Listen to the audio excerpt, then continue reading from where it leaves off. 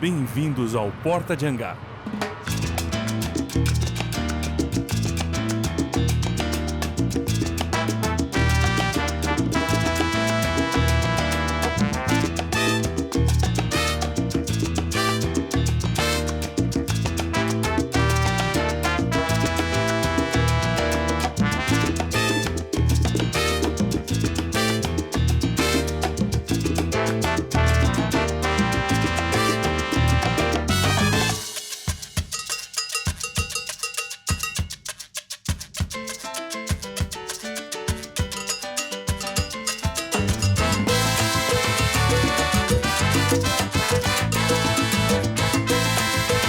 Porta de Hangar, o canal da aviação. Bem-vindos ao Porta de Hangar. Este episódio tem o apoio de National Freight International Logistics. Visite nosso site nationalfreight.com.br. Synerjet, representante Pilatus Aircraft para toda a América Latina. Visite nosso site synerjet.com. Bem-vindos ao programa Porta de Hangar, que vai ao ar todas as semanas pelo canal YouTube.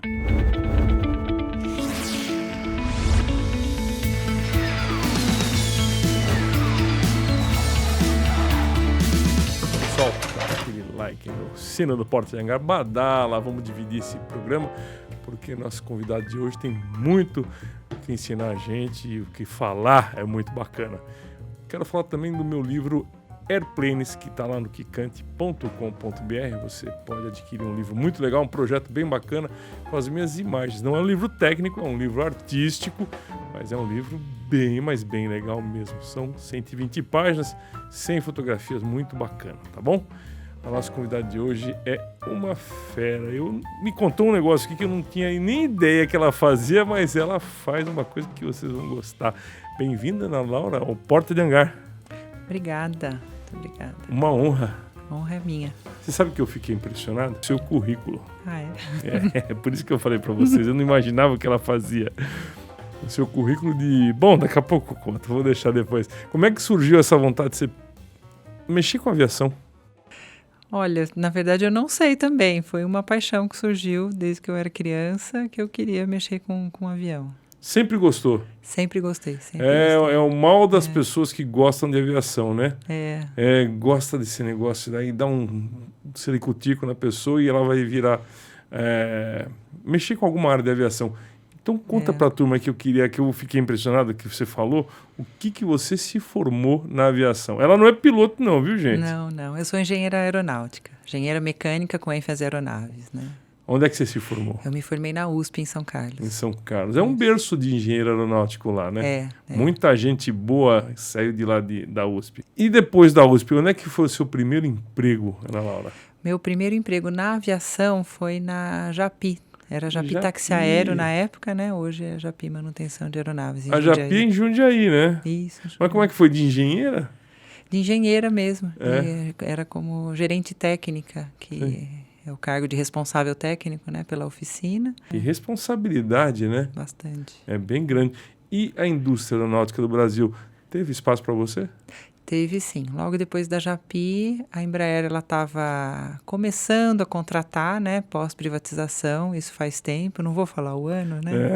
Não comprometer. Fala o ano, 1900 e lambos. Não precisa falar. 1997 eu fui para a Embraer. Eles podiam contratar criança naquela época? Então... Foi bem, hein? Foi muito bem. 97, mas 97 a Embraer já era privada? Já tinha privatizado. Era recém-privatizado. Era uma situação ruim para a companhia naquela época ainda, né? Tava bem ruim ainda. A Embraer tinha 3.000 funcionários naquela época. Ela começou a contratar em 96, 97, bem pouquinho. Ainda não tinha sido aquela onda, né, de contratações que houve depois, né? E eu entrei nessa época, em 97, lá. Mas agora a Embraer é um monstro, né? Cresceu bastante, uma bela empresa, manda para o mundo inteiro, bem legal. Que área que você fazia de engenharia lá? Lá eu era engenheira de trem de pouso, desenvolvimento de trem de pouso. Isso. Que coisa difícil, hein? O que você desenvolveu? Quando eu entrei, na época do Embraer 145, a gente dava suporte também à frota das outras aeronaves, né? Lá, naquela época, não existia separação entre aviação comercial, civil. A executiva, ela estava ainda incipiente, né? Ela tinha tido o Xingu no passado, mas ainda não tinha desenvolvido o Legacy, os Phenos, né? Começou depois. Aí a gente desenvolveu o Legacy. E depois eu fui trabalhar no 170, quando a gente começou a desenvolver o 170. Mas no 170 eu já fui trabalhar com comandos de voo, fly-by-wire. Que bacana. O fly-by-wire foi desenvolvido no Brasil da Embraer, né? Esse foi desenvolvido aqui com os parceiros, né? O projeto 170 ele era desenvolvido com parceiros internacionais, então foi desenvolvido aqui. A gente tem gente inteligente aqui nesse paizão, não é mesmo, Ana Laura? É muito legal. Como é que era na sua... Você que falou a data, não fui eu que falei. Naquela época, o negócio da mulher trabalhando nessa área. Tinham muito poucas mulheres, né? Na minha sessão, quando eu entrei, tinha eu só. Nossa Senhora. No departamento que eu trabalhava, depois foi começando mais, hoje já está mais comum.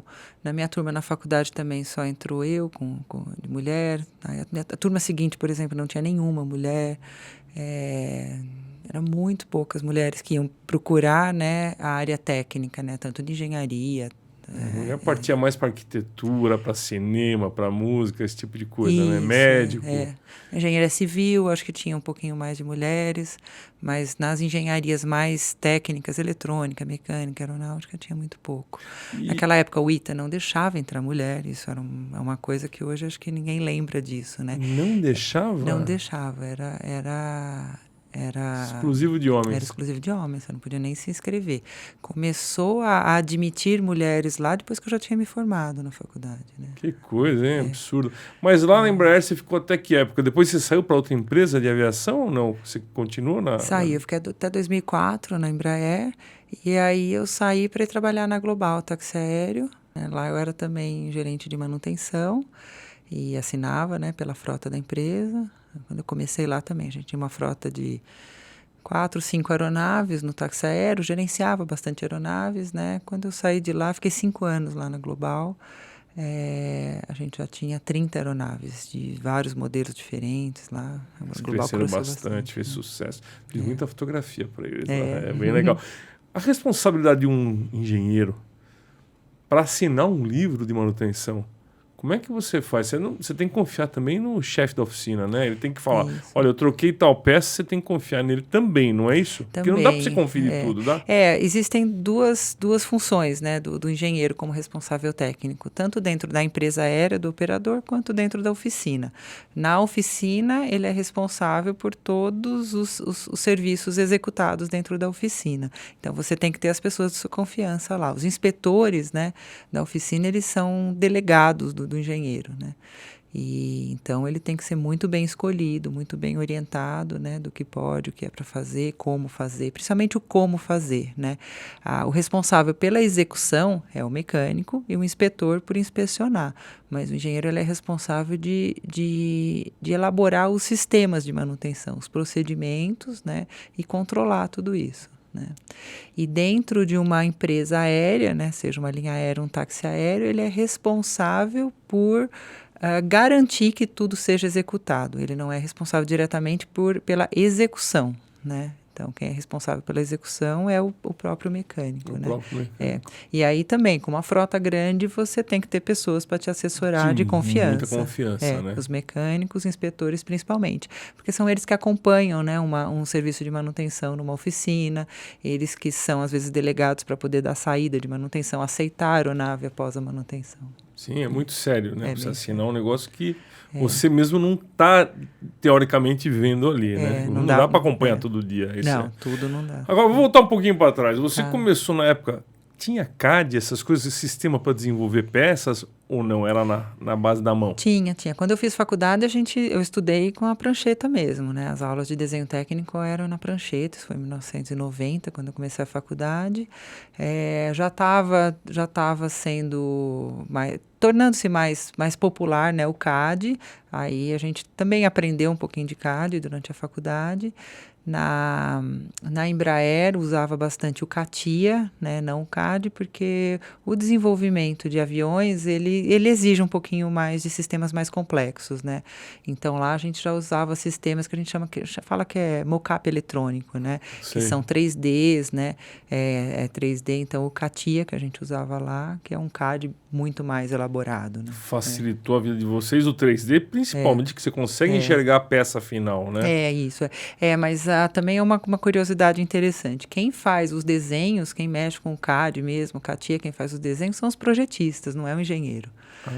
O engenheiro ele cuida de outros aspectos durante um projeto do avião, que são os cálculos, aí tem os softwares de cálculos, os softwares de engenharia mesmo, né? Resistência de material, para quanto vai aguentar um trem de pouso desse. Isso, exatamente, de performance. Aí na engenharia, por exemplo, aeronáutica pura, tem os softwares de CFD, que calculam a parte de aerodinâmica, né? E aí a responsabilidade também pelos sistemas, como é que é projetado os sistemas, onde vai cada coisa, análise de risco, né, dos sistemas, quer dizer, cálculo de probabilidade de falha de cada um dos componentes para chegar na probabilidade geral do sistema e a probabilidade geral do avião, de qual que é a probabilidade, por exemplo, de um acidente. Mas, por causa do engenheiro estudando e coisa e tal. E, gente, vai pensar, vocês que fazem o 170, 175, não tem que fazer tudo de novo. Tem que fazer, muda tudo, né, Ana Laura? De novo, ensaios também, né? Então, uma área de engenharia também que é bem desenvolvida é a área de ensaios, né? De ensaios em voo, ensaios em solo. Aí depois tem a engenharia de produção, engenharia de qualidade. Tem vários ramos da engenharia, né? Durante um projeto e produção de avião. E você acompanha algum ensaio como engenheira? Acompanha ensaio também. Não só acompanha, como a gente elabora o procedimento do ensaio. O que tem que ser ensaiado, como tem que ser ensaiado, acompanha o ensaio, analisa os resultados, apresenta para a autoridade para poder certificar o avião. Que coisa bacana, hein, gente? Já pensou a responsabilidade de um engenheiro? Qual é a parte mais complicada de um avião para se fazer, para projetar? Eu acho que tem várias partes complicadas. Mas tem uma assim que... O trem de pouso é uma parte complicadíssima, não é? É bem complicado o trem de pouso. Eu acho que assim, a parte aerodinâmica é uma das mais complicadas, é uma das mais complexas do ponto de vista matemático. São as fórmulas matemáticas mais complicadinhas, né, que tem mais integrais, vamos dizer, a parte da aerodinâmica. Que funde mais a cabeça. Mas eu acho que a mais crítica é a área de estabilidade e controle, que ela integra a aerodinâmica com a dirigibilidade, né, que é a estabilidade e controle do avião, né? Então, é a parte eletrônica do avião, que é o piloto automático, o comando de voo, toda a parte de sistemas de comando de voo integrada com o próprio avião, né? Com os comandos de voo físico e a aerodinâmica do avião. Acho que é uma das partes mais complexas. Ainda mais falando em avião a jato, que anda muito, alto, ar rarefeito, é tudo muito tênue a linha para dar por exemplo, um stall de alta velocidade. Isso tem que ser bem cuidado, né? E uma área que é muito pouco conhecida, porque quem está na área da operação também é uma área muito complexa no ponto de vista de engenharia, é a aeroelasticidade, né? O que é isso? É a integração entre aerodinâmica e estruturas. Um avião deve movimentar muito, porque ele pressuriza, despressuriza, esquenta, esfria. Como é que funciona essa elasticidade, vamos dizer assim, do material? Minha especialidade não é estruturas, tá? Mas só para a gente ter uma noção básica da coisa. Todo material ele tem, né, um certo nível de resistência, né, de elasticidade e resistência. Então, o avião é calculado para que ele aguente, né, toda essa movimentação. Vários ciclos, né? Vários ciclos, E aí é feito o teste de fadiga, né? Então, tem um teste que que você coloca um avião, realmente, né, com vários atuadores e com uma carga que é especificada também para engenharia, para ver o quanto que dura, quanto que a aeronave vai durar. Tudo isso é testado, né? É uma grana louca, né, Ana? Porque pega um avião para poder estragar esse avião, teoricamente, né? Então, isso é calculado e depois testado. E muitas vezes o avião é lançado, ele é colocado para voar, ainda não acabou os testes. Os testes, eles estão realmente muitos ciclos na frente do avião mais voado. Mas ele demora alguns anos para concluir esses testes. Que legal. E você continua na área de engenharia? Não, agora não. Agora mudou não de área? Mudei. O que você está fazendo agora?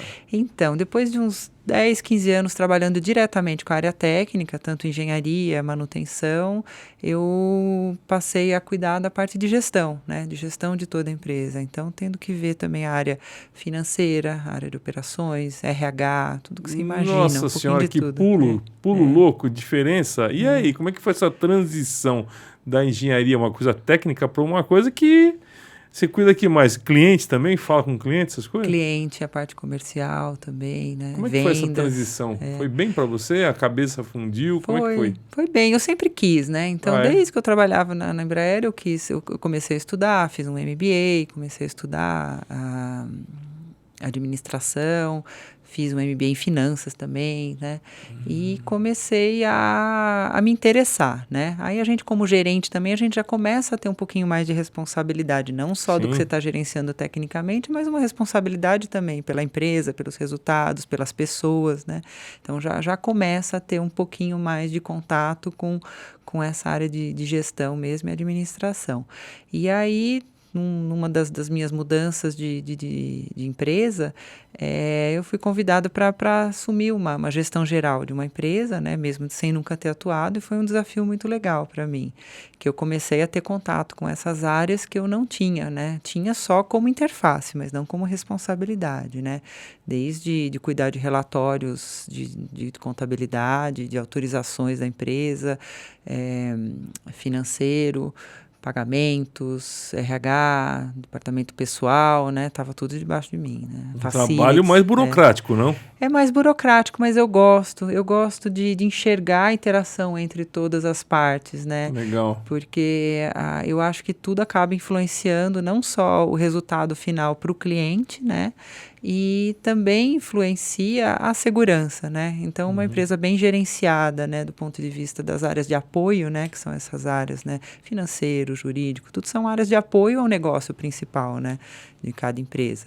E se elas forem bem gerenciadas, no final das contas, você também está contribuindo com a segurança, né, do produto. Que legal. Que tá Você, ou seja, é a capitã do sistema, né? Tudo tem que passar na sua mão e você tem que entender um pouquinho de cada coisa. É empresa do quê? Hoje eu estou na JHSF, hoje eu sou diretora da JHSF, eu atuo em várias áreas lá dentro da empresa, né? É o Aeroporto Catarina? Isso, o Aeroporto Catarina. Legal. Mas eu cuido também de um táxi aéreo que o grupo tem, né? A gente também tem uma empresa chamada Catarina Jets, que é de um clube, né, de sócios, né, tipo uma empresa de aviação compartilhada. Vários aviões, as pessoas usam os seus aviões compartilhadamente. Que legal. Então, eu cuido também de algumas coisas do aeroporto, desenvolvimento, regulatório, relacionamento com autoridades, né, comercial também, essa parte de vendas, né. Ou seja, não saiu da aviação nem nada, né? Não. Como é que está a aviação nos seus olhos hoje no Brasil, a aviação executiva? A executiva, eu acho que ela se saiu muito bem da pandemia, né? Eu acho que ela já recuperou praticamente o que parou, né? Durante o começo da pandemia, principalmente, ficou bastante parada, depois ela foi recuperando, hoje já recuperou, já ela está nos níveis já como estavam antes da pandemia. E eu acho que hoje ela tem uma tendência de aumentar, ela tem uma tendência de ser protagonista, né? Não só a tendência, ela foi muito protagonista durante toda a pandemia, tanto no transporte de enfermos, transporte de vacinas, transporte até de oxigênio para Manaus, essa relocação, por exemplo, de pessoas que estavam doentes, né, de um estado para outro, quando algum estava sobrecarregado, tudo isso, quem supriu foi a aviação executiva. Né? As pessoas, as empresas cederam os aviões para ajudar as outras pessoas, é isso? Também, né? O transporte aeromédico, né, que faz parte, né, da aviação geral, né, da aviação executiva também, né, são feitos por táxis aéreos, né, o transporte aeromédico. Uma outra coisa que foi bastante durante a pandemia, durante o começo da pandemia, né, que foi buscar pessoas, brasileiros que estavam em outros países, né, que não conseguiam voltar para casa. Que legal. Né? E você acha que vai surgir mais aeroportos como Catarina ou do próprio Grupo Catarina? Eu acho que não tem essa necessidade agora, né? Um aeroporto ele é feito para para suprir uma demanda durante muitos anos, né? Hoje o que eu enxergo assim, na região de São Paulo é que ela está bem suprida. Tem vários aeroportos, cada um com a sua vocação. Então tem aeroporto que tem uma vocação para ser um aeroporto mais de instrução, aeroportos que são mais para aviação recreativa, né? De gente que pessoal que tem avião pequeno, voa fim de semana. Comercial, aeroportos mais dedicados para oficinas de manutenção. Um aeroporto como Catarina, por exemplo, que ele é para aviação maior, né, aviação executiva de mais porte, né, ou de quem quer um aeroporto com uma estrutura melhor, né, um padrão internacional. Que legal. Quantas pessoas você gerencia no aeroporto hoje? Hoje, o meu time é mais o time do táxi aéreo, que as atividades que eu faço de desenvolvimento comercial não tem um time específico no Catarina, né? O meu time são 20 pessoas hoje. 20 pessoas. E o aeroporto, e quantas pessoas trabalham lá hoje? O aeroporto, eu acho que o total já deve estar umas 70 pessoas lá. Olha que legal, gente. Gerando muito emprego, né? Na região de São Roque. Sem contar os terceiros, né? Tem muitas empresas terceirizadas, muitas pessoas que são dos aviões, né, que estão angarados, que estão baseados lá, né, desde os pilotos, mecânicos, né. A gente também tem uma oficina lá, né, que foi um Build to Suit que foi feito, que é a oficina da Pilatus. Então tem muitos empregos que foram gerados pelo complexo inteiro, né, não só pelo aeroporto, tem um shopping lá, tem um shopping center. Tem um shopping bem na frente, né? Que também é do grupo. Que é do grupo? Também. Que é muito bonito, diga-se. Então gerou bastante emprego na região. Muito legal. Agora, se eu comprar um avião, se o Valdir está querendo comprar um avião e quiser fazer um voo internacional, você faz todo o trâmite para a pessoa sair de lá? Vocês têm Polícia Federal, essas coisas ou não? Como é que tem que ser feito Ainda não isso? está. A gente está bem próximo de estar internacional. Então, logo o aeroporto deve estar internacional. Então, o Valdir pode ir comprando já. Pode ir comprando que ele vai se dar bem. Gente, é muito bacana. Olha, a mulher no comando de um aeroporto. Eu queria que você fizesse um favor para mim, olhasse para aquela câmera e dissesse assim para as mulheres que estão aí na luta e coisa e tal, o que a gente tem que fazer para poder chegar lá? Eu acho que a gente tem que não desanimar primeiro, né? Eu até contei no começo aqui, né? A faculdade que eu fiz foi de engenharia aeronáutica. A principal faculdade de engenharia aeronáutica que tinha no Brasil não deixava entrar mulher. Eu não desanimei. Eu fui fazer uma outra, tão boa quanto, que é na USP. A gente tem que ir atrás, tem que procurar as alternativas, não desistir, não desanimar, às vezes, com os preconceitos. Existe muito ainda, existia mais, hoje existe pouco, não é fácil, mas é não desistir, não desanimar e ir em frente. Correr atrás. Seguir o sonho, correr atrás. Quer dizer que tem preconceito ainda? Tem um pouco ainda de preconceito. Que coisa, né, gente? Tem que parar com esse negócio de preconceito em todos os sentidos, mulher, raça e tudo, né? Esse preconceito ele não é consciente, né? Existe um preconceito, eu acho que não é só na aviação, eu acho que em todas as áreas. Eu tenho amigas na área de banco, na área de infraestrutura, em outras áreas também, né? Existe um preconceito estrutural, né? Em vários aspectos, não é só mulher, né? Que legal. Mas tem muita mulher na aviação já, isso é muito bom. Até um tempo atrás, sei lá, 15, 20 anos atrás, não tinha tanto como é hoje. Ana Laura, obrigado pela participação no canal. Obrigada a você. Quero que você venha mais vezes aqui visitar a gente. Quando você tiver novidades lá do aeroporto e da sua profissão, por favor, venha. Com certeza, venho sim. Obrigada a você. Obrigado a você. Gente, participa do programa Porta de Hangar. Deixa aí o seu like, aquela badalada. Sempre eu tenho que falar isso para você poder ajudar a gente. E não vai esquecer de dar um pulinho na kikante.com.br. Você vê nesse site aqui embaixo, está lá o nosso livro Airplanes. Vai ficar muito bacana. Um abraço, até o próximo programa. Valeu!